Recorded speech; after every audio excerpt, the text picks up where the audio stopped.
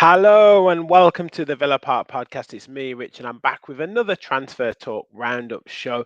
This time looking at a couple of potential outgoings and also potential incoming. I'm not sure whether it will happen, but we certainly have the option of exercising this returning player to Aston Villa. So before we get into that, though, please do hit that like button. Please hit that subscribe button. We're marching on to 4,500 subscribers on the road to 5K. You can help us get there by liking, subscribing, and get your comments in below. So we did a show yesterday focusing on some potential incomings: Chiesa, Hermoso, João Felix. Now, obviously, they're going to cost a fair bit of money, potentially in wages and transfer fees. Now, might have to make some more outgoings to bring those players in if they are due to come in. And one player who is a definite saleable asset is John Duran. Now, West Ham now have entered the race to potentially sign him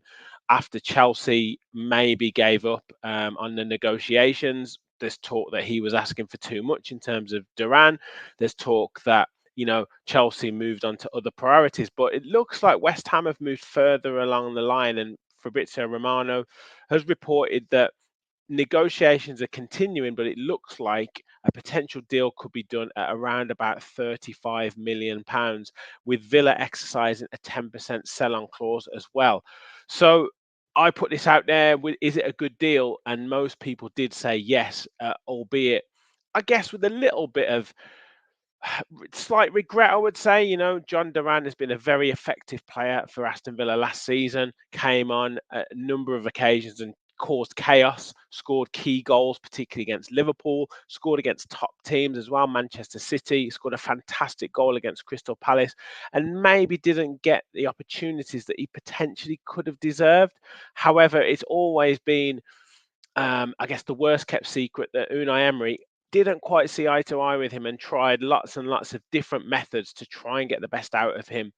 Maybe that impatience, that youthful exuberance from John Duran caused a few problems. And John McGinn mentioned about him being a potential nightmare to deal with. Now, we know he is on the pitch, and that's great for opposition players, but sometimes difficult to play with as a teammate. So I can see the reasons why we might be looking to let him go and bring maybe a more, I guess, reliable, I guess, a more coachable player in terms of Unai Emery's perspective, of someone who he can maybe take on the instructions a little bit more readily than, say, John Duran would, albeit we know the potential that John Duran has got, and he wouldn't be commanding these fees or potentially getting the interest if he wasn't a real handful. And I guess clubs seeing the potential in him, and this time it looks like West Ham might be looking to go for him. Now, also hear that Villa might be looking to hold out for a bit more money, maybe 40 million to 50 million pounds, but I think a deal will get done. And as long as that sell-on clause is in there, if he does go on to be an absolute superstar, then I guess we will make some more money off him moving forward. But yeah, a little bit of a shame for me. I do think there's a real player in there, but I can see the reasons why Unai Emery might want to move him on and bring someone else in, because also any player coming in is going to be second fiddle to Ollie Watkins currently, and John Duran is obviously that impatient. He's got that youthful exuberance. He wants more game time. Whether he gets that at West Ham, I'm not too sure. Obviously, Mikel Antonio is probably moving out, and they need someone else to kind of take that crown. And it does seem like a good fit in terms of that type of profile of player. John Duran's probably got those attributes to replace Mikel Antonio. So I can see where it makes sense, but we'll wait and see. I do think that could get done.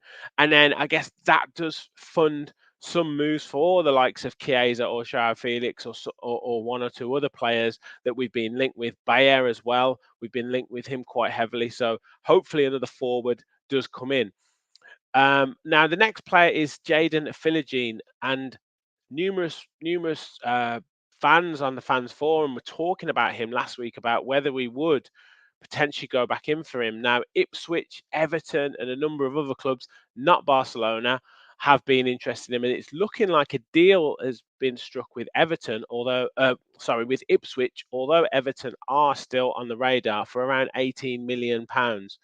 However, Villa do have this matching clause in the contract with him, And it does look like, as David Ornstein's report, we will go in with this matching clause to potentially look to steal him from Ipswich or Everton, whoever he agrees with. Now, I don't see the.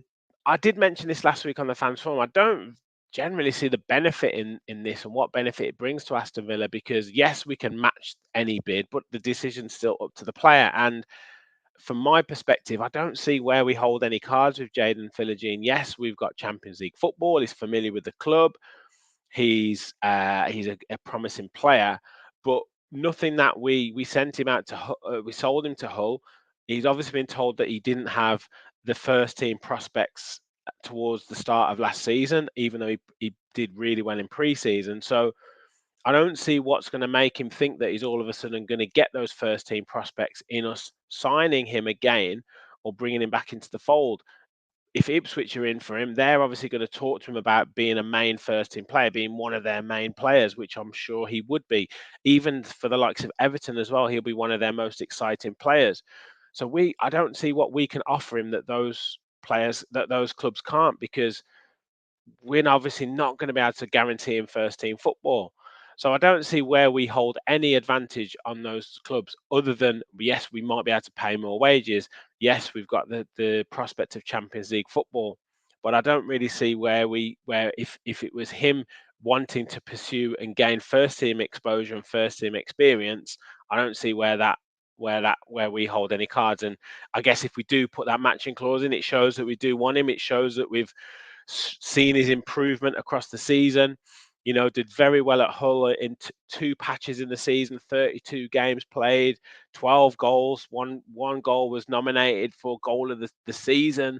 I think at the World Football Awards, also missed 6 big chances as well. So he started the season for Hull absolutely phenomenally, and 10 goals from inside the box, 2 goals from outside the box, 3 with his left foot, 9 with his right, 6 assists as well, and 7 big chances created. So a really, really exciting player, and someone who a number of Villa fans would have said we probably did need across that season. We would have used him across last season. So I can see the value in him coming into the squad. I just can't see him choosing us over an Ipswich or an Everton. So we'll wait and see on that one. Maybe we do sign him. And I do think he'd be a good option for the squad. You guys let me know your thoughts in the comments on Philogene Bidace, because a number of you mentioned him last week, and a number of you still mentioning whether we would go in with this matching clause. And it does look like we will. Now we will be able to sign him. And finally, a rumour that isn't going away. We've seen him back into pre-season training, which is absolutely fantastic. But Tottenham's still interested in Jacob Ramsey, and I guess Sky Sports still reporting this. It's a big-ish story, isn't it? With Tottenham being one of the big six and all that kind of stuff, so they have to keep them in the news. I don't see there being too much in this one. However, it's still being reported 40 million, 40, 50 million, and Unai Emery being a fan of Giovanni Lo Celso, he's still at Tottenham.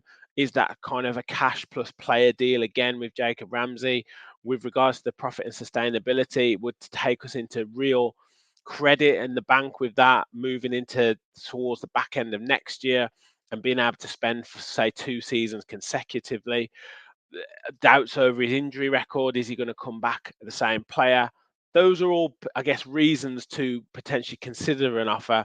But selling him to a Tottenham when we're rivaling them for the top four, and with the potential that Jacob Ramsey has, I don't see us going anywhere near this. I do see him trying to get back to fitness, being a real asset to our squad if he does get back up to fitness, and playing in the Champions League with Aston Villa will be one of his dreams. So unless it's a move that is too good to turn down, I can't see it happening. But it is still in the news.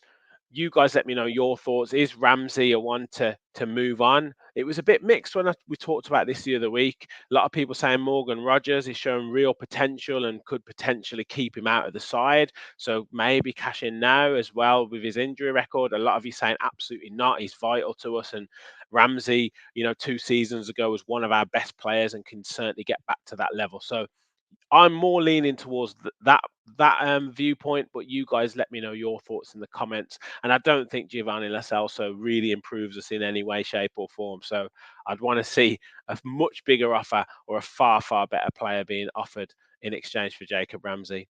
But yeah, that's it from me. I'll be back later on this week with more transfer talk. Hopefully back with the fans forum at some point as well this week. Obviously players back in pre-season, friendlies coming up next week, and loads to talk about on and off the pitch with Aston Villa. So keep your comments in, keep your questions in as well. We'll be back with fans forums later this week, and you never know, we could be talking more transfer rumours over the next few days. Make sure you hit that like button, hit that subscribe button, help us pass 4.5k on the road to 5,000 subscribers. Thank you all for watching, and as always, remember, we all follow the Villa.